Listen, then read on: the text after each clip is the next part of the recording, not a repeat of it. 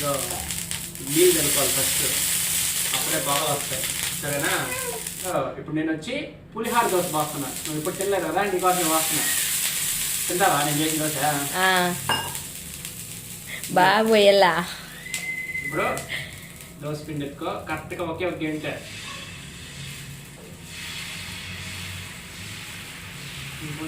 అమ్మ okay, size okay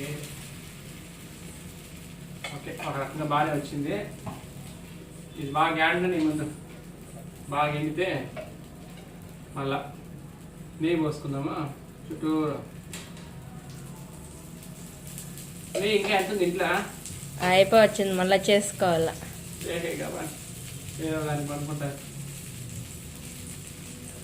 మధ్యలో పోయి నీకి దోశ బాగా ఎండింది, ఎందుకే రోస్ట్ అయిందా? అవుతా ఉంది, మధ్యలో పోయి బాగా రోస్ట్ అయిన తర్వాత పులుసన్నం పెట్టాలి దానిపైన.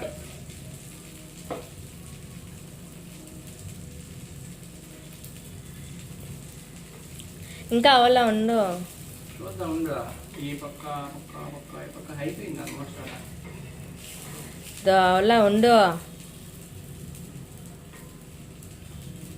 ఇలా మాడాలి ఇంకా.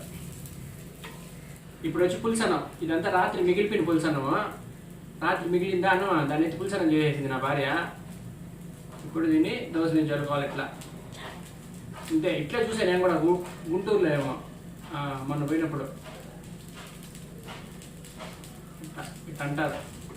అంతే, చెనిగ్గింజలు వేసింటే ఇంకా బాగుంది. చెనిగ్గింజలు తెచ్చుకోవాలి పోయి. లేట్ అయిపోయిందా, మర్చిపోయినా. ఓకే, కొంతసేపు ఉన్నాయి, ఎత్తేద్దాం. ఇప్పుడు ఎర్రగడ్డలు వేయాలా దీనిపైన. మా నాయన అయితే ఎర్రగడ్డలే తిందో, ఎర్రగడ్డలో తిందో తెల్లగడ్డలో తిందో ఫీల్ అవుతాడు.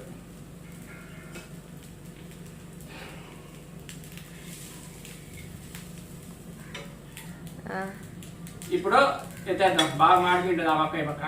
ఇట్లా మడుచుకో, చూడా ఎంత బాగా బంగారం కలర్లో రోస్ట్ అయిందా. ఇది దోశ చేసే విధానం. ఓకే, ప్లేట్ ఎత్తుకో. రా రా రా రా రా పడకున్నారా. ఓకే, అయిపోయి పులిహార దోశ. టమాటో కారం, ఇది కొబ్బరి చట్నీ, కొబ్బరి టమాటో చట్నీ.